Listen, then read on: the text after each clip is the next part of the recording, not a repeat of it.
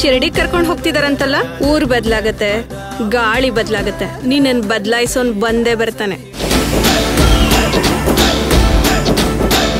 ಸಾಧಾರಣವಾಗಿಂತ ಹುಡುಗರೆಲ್ಲ ಸಿಗರೇಟು ಎಣ್ಣೆ ಮೇಲೆ ಡಿಪೆಂಡ್ ಆಗಿ ಏನು ಕೆಲಸ ಕಾರ್ಯ ಇಲ್ಲದೆ ಓಡಾಡ್ತಿರ್ತಾರೆ. ಓಪನ್ ಆಗಿ ಹೇಳ್ಬೇಕು ಅಂದ್ರೆ ಬೇವರ್ಸ್. ಅಷ್ಟಕ್ಕೂ ನೀನ್ ಏನ್ ಮಾಡ್ತಿರ್ತೀಯಪ್ಪ? ಹೀಗೆ ಟ್ರೈನ್ ಹತ್ತೋದು ಇಳಿಯೋದು ಬಿಟ್ಟು. ಪ್ರಾಸ ನೀವು ಎರಡು ಚೆನ್ನಾಗಿದೆ. ದೇವ್ರೆ,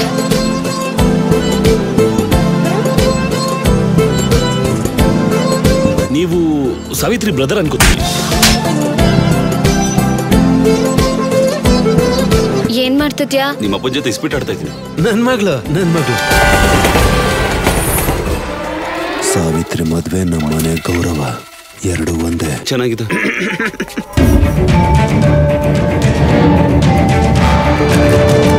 ಮದುವೆ ಅನ್ನೋ ನಿನ್ನ ಹುಚ್ಚು ಆಲೋಚನೆಯಿಂದ ಇನ್ನೂ ದೂರ ಮಾಡ್ತಾ ಇದೀಯ. ನಮ್ಗೆ ಧೈರ್ಯ ಇಲ್ಲ ಅಂದ್ರೆ ಸಹಿಸ್ಕೋತೀನಿ, ಆದ್ರೆ ಸಂಸ್ಕಾರ ಇಲ್ಲ ಅಂದ್ರೆ ಸಹಿಸ್ಕೊಳ್ಳಲ್ಲ. ಸರ್, ನಿಮ್ದು ಕೋಪಕ್ಕೂ ಮೀರಿರುವಂತ ಹಠ, ನಂದು ಸಂಬಂಧಕ್ಕಿಂತ ಗಟ್ಟಿಯಾಗಿರೋ ಪ್ರೀತಿ.